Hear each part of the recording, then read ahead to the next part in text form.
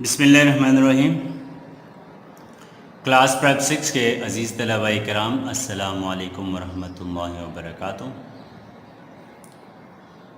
بیٹا الحمدللہ ہم کتاب اقرا اردو کے سبق حمد کا اختتام معاملی کتاب کے کر چکے ہیں۔ آج ہم اگلے سبق کی جانب بڑھ رہے ہیں۔ اگلا سبق بھی ہمارا نظم پر مشتمل سبق ہے، ٹھیک ہے۔ صفحہ نمبر 31 پر سبق نعت ملاحظہ فرمائیں بیٹا۔ صفحہ نمبر 31 سبق ہے نعت۔ جی بیٹا، صفحہ نمبر 31 نظم نعت آپ کے سامنے ہے اس وقت۔ بیٹا نعت کس نظم کو کہا جاتا ہے؟ نعت اس طرح کی نظم کو کہا جاتا ہے جس میں شاعر حضور نبی کریم صلی اللہ علیہ وسلم کی تعریف کرتے ہیں۔ ایسی نظم کو نعت کہا جاتا ہے جس میں شاعر حضور صلی اللہ علیہ وسلم کی تعریف شاعری میں بیان کرتے ہیں۔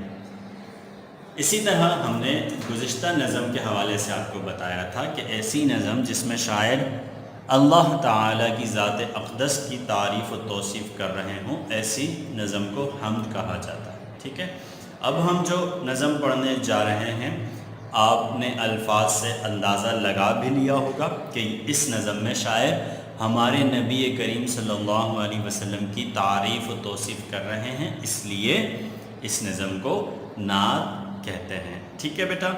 اچھا، آپ عام طور پر دیکھیں گے بیٹا کہ اردو کی کتاب کا پہلا سبق حمد پر مشتمل ہوگا اور اس کے بعد دوسرا ہی سبق نعت پر مشتمل ہوگا۔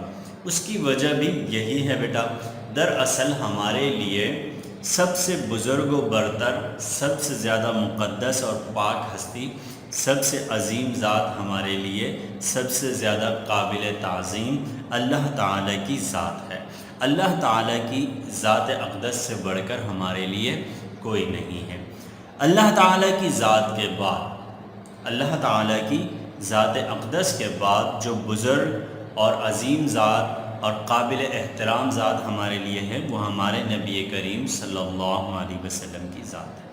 اس لیے سب سے پہلے اللہ تعالیٰ کی ذات مبارکہ کا حق ہے کہ ہم ان کی تعریف کریں، اور اس کے بعد ہمارے نبی کریم صلی اللہ علیہ وسلم کا ہم پر حق ہے کہ ہم ان کی تعریف کریں۔ اسی لیے اردو کی کتاب میں عموماً پہلا سبق حمد اور دوسرا سبق نعت پر مشتمل ہوتا ہے، ٹھیک ہے بیٹا۔ اچھا بیٹا، ایک اور اہم بات جو میں آپ کو یاد دلا دوں، ہمارے نبی کریم صلی اللہ علیہ وسلم کا ہم پر یہ حق ہے کہ جب بھی آپ صلی اللہ علیہ وسلم کا ذکر مبارک کیا جائے یا سنا جائے تو درود شریف ضرور پڑھ لینا چاہیے۔ ایک مجلس میں کم از کم 3 مرتبہ درود پاک ضرور پڑھ لینا چاہیے۔ جہاں پر آپ صلی اللہ علیہ وسلم کا بار بار ذکر ہو، وہاں پر کم از کم 3 دفعہ تو درود شریف پڑھ لینا چاہیے۔ اگر ہم درود شریف مکمل نہ پڑھ سکیں تو کم از کم اللہم صلی علی محمد کہہ دینا چاہیے، یا صلی اللہ علیہ وسلم کہہ دینا چاہیے، یا اس طرح کا مختصر درود شریف کم از کم پڑھ لیا جائے، لیکن ضرور پڑھا جائے۔ اب آج کا سبق چونکہ نعت پر مشتمل ہے، بار بار آپ صلی اللہ علیہ وسلم کا ذکر مبارک ہوگا، اس لیے آپ ہر دفعہ درود شریف دل ہی دل میں ضرور پڑھ لیں، ٹھیک ہے۔ سبق شروع کرتے ہیں بیٹا۔ جیسے میں نے آپ کو بتایا، آج کا سبق نظم پر مشتمل ہے، اور ایسی نظم جس میں شاعر حضور صلی اللہ علیہ وسلم کی تعریف کر رہے ہوں، ایسی نظم کو نعت کہا جاتا ہے، ٹھیک ہے۔ میں آپ کے سامنے پڑھ رہا ہوں بیٹا، غور سے سماعت فرمائیے گا۔ سب سے پیارے نبی ہیں ہمارے نبی، سب سے پیارے نبی ہیں ہمارے نبی، سب سے پیارے نبی ہیں ہمارے نبی، سب سے پیارے نبی ہیں ہمارے نبی، وہ محمد ہوئے وہی احمد ہوئے، وہ محمد ہوئے وہی احمد ہوئے، لائے پیغام رب کر گئے کام رب، لائے پیغام رب کر گئے کام رب، تحفہ قرآن کا ان کے دم سے ملا، تحفہ قرآن کا ان کے دم سے ملا، نور پھیلا گئے راہ دکھلا گئے، نور پھیلا گئے راہ دکھلا گئے، حق نے فرما دیا جو بھی ان کا ہوا، حق نے فرما دیا جو بھی ان کا ہوا، ہے وہی کام کا دین اسلام کا، ہے وہی کام کا دین اسلام کا، سب سے پیارے نبی ہیں ہمارے نبی، سب سے پیارے نبی ہیں ہمارے نبی۔ ٹھیک ہے بیٹا، آپ نے نعت سماعت فرمائی۔ آپ کوشش کیجئے گا بیٹا کہ مجھ سے آپ کم از کم خوبصورت انداز میں پڑھ سکیں، ایک خوبصورت دھن کے ساتھ، ایک خوبصورت لے کے ساتھ۔ ٹھیک ہے بیٹا، اچھا اب ہم بڑھتے ہیں عملی کتاب کی جانب بیٹا، جہاں سبق نعت پر مشتمل کام دیا گیا ہے۔ عملی کتاب کی جانب جانے سے پہلے میں ایک بات کی وضاحت کر دوں بیٹا، اس کتاب کے حصہ فرہنگ سے آپ ہر سبق کے الفاظ معنی ضرور یاد کر لیں اور ضرور دیکھ لیں۔ ٹھیک ہے، عملی کتاب کی جانب بڑھتے ہیں بیٹا۔ عملی کتاب سامنے رکھیے، شاباش۔ عملی کتاب کا اس وقت ہم صفحہ نمبر 28 پڑھنے جا رہے ہیں۔ عملی کتاب صفحہ نمبر 28 سامنے رکھیے، شاباش۔ جی بیٹا، صفحہ نمبر 28 عملی کتاب آپ کے سامنے ہے۔ اب تک ہم صفحہ نمبر 27 تک کام مکمل کر چکے ہیں۔ آج ہم صفحہ نمبر 28 سے آگے کی جانب چلتے ہیں۔ صفحہ نمبر 28 پر آپ کو قواعد کا کچھ کام دیا گیا ہے، یعنی یہاں سے آپ ایک قاعدے کے بارے میں پڑھیں گے۔ ٹھیک ہے، قاعدہ کیا ہے؟ اعراب کی پہچان اور استعمال۔ اعراب کی پہچان اور استعمال۔ اعراب کسے کہتے ہیں بیٹا؟ آپ یقیناً چونکہ حافظ قرآن ہیں آپ اس سے واقف ہوں گے، پھر بھی میں بتا دوں، اعراب دراصل زبر زیر پیش کو کہا جاتا ہے، یعنی حرکات کو اعراب کہا جاتا ہے۔ ٹھیک ہے، سب سے پہلی حرکت زبر ہے، دوسری زیر، تیسری پیش۔ آپ یقیناً اس کے بارے میں جانتے ہوں گے۔ اسی کے ساتھ ساتھ جزم ہے، تشدید ہے اور مد ہے۔ آپ ان سب سے واقف ہیں، لہٰذا ہم بلا تسلسل آگے بڑھتے ہیں قاعدے کی جانب۔ قاعدہ کیا دیا گیا ہے بیٹا وہ دیکھیے۔ جی بیٹا، یہ ہے دراصل آج کا قاعدہ جو ہم پڑھنے جا رہے ہیں۔ حرکات یا اعراب کی تبدیلی۔ حرکات یا اعراب کی تبدیلی، یہ بات یاد رکھنے کی ہے کہ اعراب کے بدلنے سے لفظ کے معنی بھی بدل جاتے ہیں۔ اعراب کے بدلنے سے لفظ کے معنی بھی بدل جاتے ہیں، یعنی زبر زیر پیش تبدیل کرنے سے لفظ کا مطلب تبدیل ہو جاتا ہے۔ کس طرح؟ یہاں مثال میں دیا گیا ہے، کچھ الفاظ دیے گئے ہیں، ان کے معنی بھی یہاں موجود ہیں اور ان پر مشتمل جملے بھی مثال کے طور پر یہاں دیے گئے ہیں۔ ٹھیک ہے بیٹا، جیسے دیکھیے، سب سے پہلا لفظ جیم کے زبر کے ساتھ ہے جلانا، اور دوسرا لفظ جیم کے زیر کے ساتھ ہے جلانا۔ دونوں کے معنی میں کیا فرق ہے آئیے وہ دیکھتے ہیں۔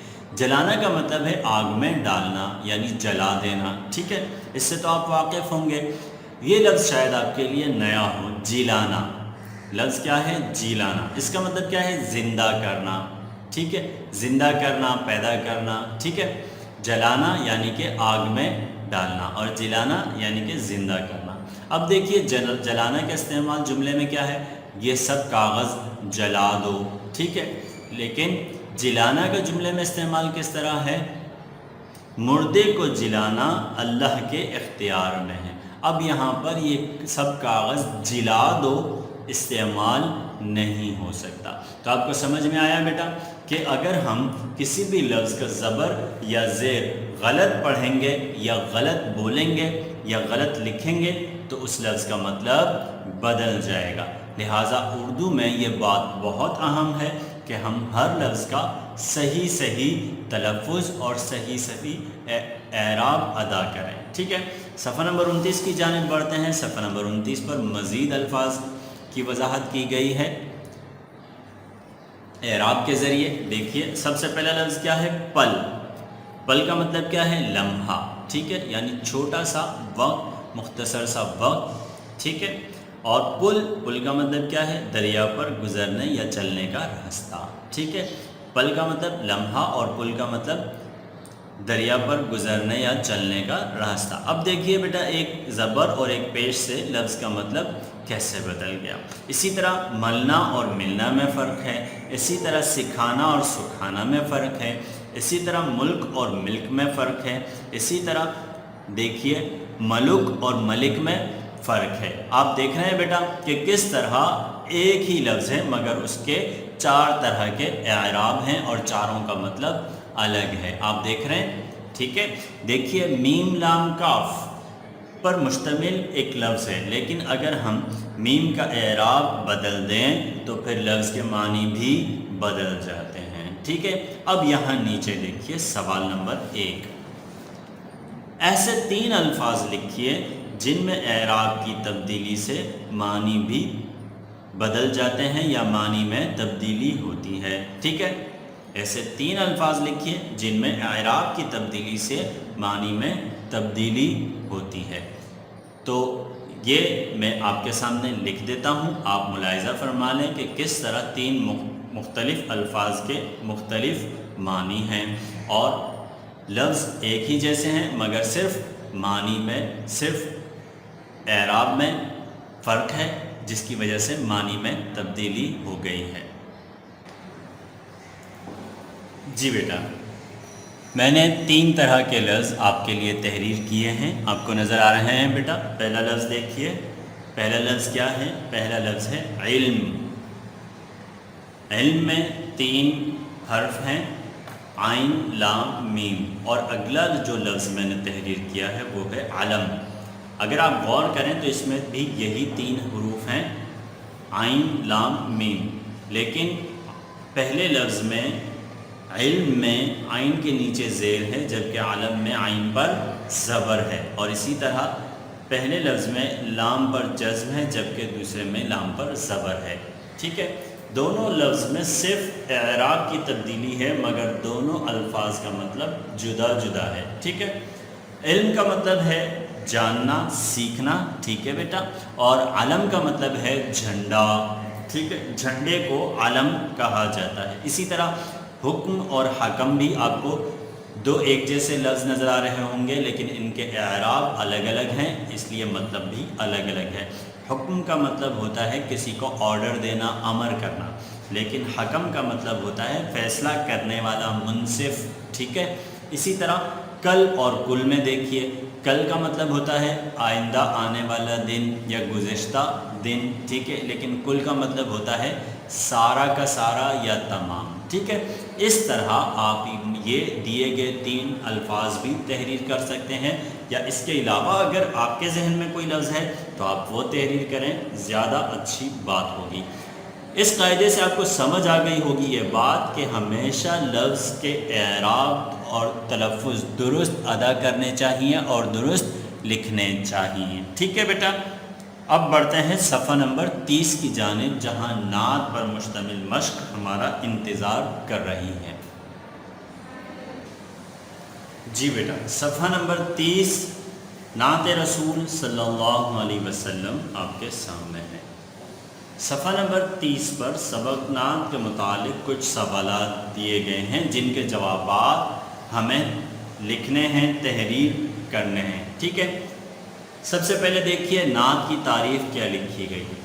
نعت اس نظم کو کہتے ہیں جس میں ہمارے پیارے نبی حضرت محمد صلی اللہ علیہ وسلم کی تعریف بیان کی گئی ہو. ٹھیک ہے، نعت اس نظم کو کہتے ہیں جس میں ہمارے پیارے نبی حضرت محمد صلی اللہ علیہ وسلم کی تعریف بیان کی گئی ہو. ٹھیک ہے، اب بڑھتے ہیں سوال نمبر 1 کی جانب. سوال نمبر 1 کیا ہے بیٹا؟ دیکھیے سوال نمبر 1 ہے مندرجہ ذیل سوالات کے جواب لکھیے. یعنی نیچے جو سوالات لکھے گئے ہیں آپ ان کے جوابات لکھیے. پہلا سوال یہ ہے ہمارے پیارے نبی صلی اللہ علیہ وسلم کا نام کیا ہے؟ ٹھیک ہے، ہمارے پیارے نبی صلی اللہ علیہ وسلم کا نام کیا ہے؟ دوسرا سوال ہمارے پیارے نبی صلی اللہ علیہ وسلم ہمارے لیے کیا تحفہ لے کر آئے؟ ہمارے لیے کیا تحفہ لے کر آئے؟ اور تیسرا سوال ہے اللہ کا سچا دین کون سا ہے؟ اللہ کا سچا دین کون سا ہے؟ اور چوتھا اور آخری سوال اللہ کی آخری کتاب کون سی ہے؟ اللہ کی آخری کتاب کون سی ہے؟ ٹھیک ہے بیٹا، تو میں آپ کو ان سوالات کے جواب تحریر کر کے دیتا ہوں. آپ انہی جوابات کو دیکھ کر بالکل اسی طرز پر اپنی عملی کتاب میں لکھ لیجئے. ٹھیک ہے جی بیٹا، صفحہ نمبر 30 پر دیے گئے سوالات کے جوابات اس وقت آپ کی نگاہ کے سامنے ہیں جو میں نے آپ کے لیے یہاں تحریر کیے ہیں. غور سے دیکھ لیجئے بیٹا. پہلا سوال ہے ہمارے پیارے نبی صلی اللہ علیہ وسلم کا نام کیا ہے؟ تو اس کا جواب میں نے یہاں آپ کے لیے تحریر کیا ہے. غور سے دیکھیے بیٹا. ہمارے پیارے نبی کا نام محمد صلی اللہ علیہ وسلم ہے. ٹھیک ہے بیٹا، ہمارے پیارے نبی کا نام محمد صلی اللہ علیہ وسلم ہے. آپ دیکھ رہے ہیں بیٹا کہ ہر لفظ دوسرے سے کچھ فاصلے پر لکھا گیا ہے. آپ بالکل اسی طرز پر صاف ستھرا فاصلے سے لکھنے کی کوشش کریں. ٹھیک ہے، دوسرا سوال دیکھیے ہمارے پیارے نبی صلی اللہ علیہ وسلم ہمارے لیے کیا تحفہ لے کر آئے؟ تو اس کا جواب دیکھیے ہمارے پیارے نبی صلی اللہ علیہ وسلم. میں نے یہاں پر درود مختصراً صاد لکھا ہے، مکمل نہیں لکھ سکا. اس کی وجہ یہ ہے کہ صفحے پر مزید لکھنے کی جگہ نہیں ہے. یہ لائن چونکہ مختصر ہے یہاں درود لکھنا ممکن نہیں تھا، اس لیے میں نہیں لکھ سکا، مگر میں نے علامت کے طور پر صاد ضرور لکھ لیا ہے. ٹھیک ہے، کیونکہ ہمارے پیارے نبی صلی اللہ علیہ وسلم کا حق ہے کہ ان کا نام جب بھی لکھا جائے تو درود شریف ضرور ساتھ لکھا جائے. ٹھیک ہے، ہمارے پیارے نبی صلی اللہ علیہ وسلم ہمارے لیے قرآن کریم کا تحفہ لے کر آئے. ٹھیک ہے، ہمارے نبی ہمارے لیے کیا تحفہ لے کر آئے؟ تو جواب ہے ہمارے پیارے نبی صلی اللہ علیہ وسلم ہمارے لیے قرآن کریم کا تحفہ لے کر آئے. ٹھیک ہے، تیسرا سوال دیکھیے. تیسرا سوال ہے اللہ کا سچا دین کون سا ہے؟ اللہ کا سچا دین کون سا ہے؟ تو جواب دیکھیے اللہ تعالیٰ کا سچا دین اسلام ہے. اب دیکھیے میں نے یہاں پر بھی تعالیٰ کا اضافہ کیا ہے. کیوں؟ کیونکہ اللہ تعالیٰ کا بھی یہ حق ہے کہ اللہ تعالیٰ کے نام کو مکمل ادب کے ساتھ اور مکمل الفاظ کے ساتھ ادا کیا جائے. اللہ جل سبحانہ یا اللہ جل جلالہ بھی کہا جا سکتا ہے، اللہ تبارک و تعالیٰ بھی کہا جا سکتا ہے. کم از کم اللہ تعالیٰ تو ضرور کہا جائے اور لکھا جائے. ٹھیک ہے، اللہ تعالیٰ کا سچا دین اسلام ہے. اگر آپ اس طرح کا طویل سین نہیں بنا سکتے تو آپ شوشوں والا سین بھی تحریر کر سکتے ہیں. ٹھیک ہے، سوال نمبر 4 دیکھیے اللہ کی آخری کتاب کون سی ہے؟ بیٹا دراصل آسمانی کتابیں تو بہت ساری ہیں. ٹھیک ہے، جن میں سے چند سے ہم واقف بھی ہیں، جیسے توریت ہے، اسی طرح زبور بھی اللہ تعالیٰ کی کتاب ہے، انجیل بھی اللہ تعالیٰ کی کتاب ہے جو دوسرے انبیاء کرام علیہ السلام پر نازل کی گئیں. ٹھیک ہے، ہمارے پیارے نبی صلی اللہ علیہ وسلم پر جو کتاب اللہ تعالیٰ کی جانب سے نازل کی گئی وہ کون سی کتاب ہے؟ قرآن مجید، جی ہاں، جس کے آپ ماشاءاللہ سے حافظ بھی ہیں، ٹھیک ہے۔ تو اللہ تعالیٰ کی آخری کتاب قرآن مجید ہے۔ قرآن کریم بھی آپ تحریر کر سکتے ہیں، قرآن حمید بھی تحریر کر سکتے ہیں، ٹھیک ہے۔ اس طرح آج کی ویڈیو میں آپ نے جو 5 سوالات کے جوابات دیکھے، آپ یہی سوالات کے جوابات اپنی عملی کتاب میں صفحہ نمبر 30 پر آج ہی تحریر کریں گے، ٹھیک ہے بیٹا۔ ان سوالات کے جوابات غور سے دیکھ لیجئے اور بالکل اسی طرز پر اپنی عملی کتاب میں لکھ لیجئے۔ انشاءاللہ دوبارہ آپ سے پھر ملاقات ہوگی۔ السلام علیکم ورحمۃ اللہ وبرکاتہ۔